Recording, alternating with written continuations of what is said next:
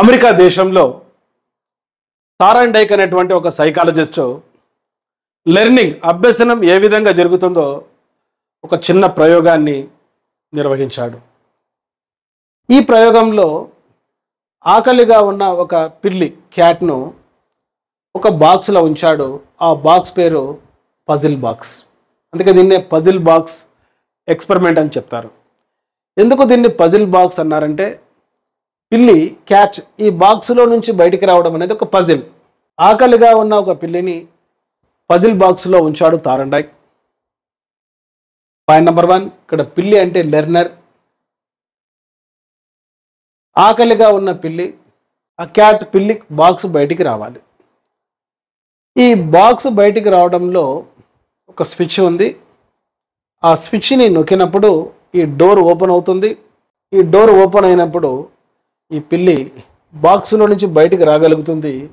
తనకిష్టమైన ఆహారం ఎండు చేపను, డ్రై ఫిష్ను అది తినగలుగుతుంది. ఇక్కడ ఆకలిగా ఉన్న పిల్లికి ఇష్టమైన ఎండు చేప బయట ఉంది. ఆ డ్రై ఫిష్ను ఎలా అందుకోవాలి? మరి ఇక్కడ learner cat learning situation puzzle box. Cat యొక్క గమ్యం పజిల్ బాక్స్ బయటికి రావడం.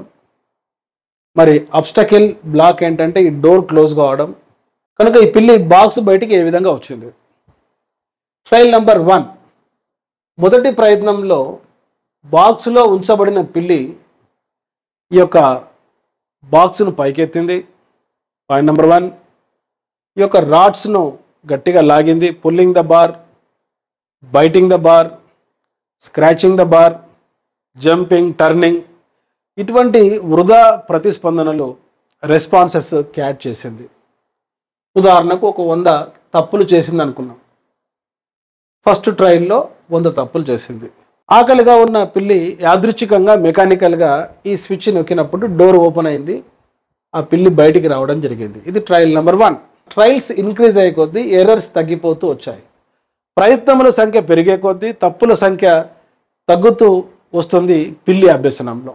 ఇట్లా 1.5 డే తర్వాత పిల్లి ఈ యొక్క సెలెక్షన్ బాక్స్ బయటికి రావాలంటే స్విచ్ నొక్కాలి అని గ్రహించింది. మరి పిల్లిని 1.5 డే తర్వాత థారాండైక్ తన అనుచరులు బాక్స్లో ఉంచినప్పుడు అది స్విచ్ నొక్కి బాక్స్ బయటికి వచ్చింది. తన లక్ష్యాన్ని చేరుకున్నది. ఈ ఎండు చేపను తినగలిగింది.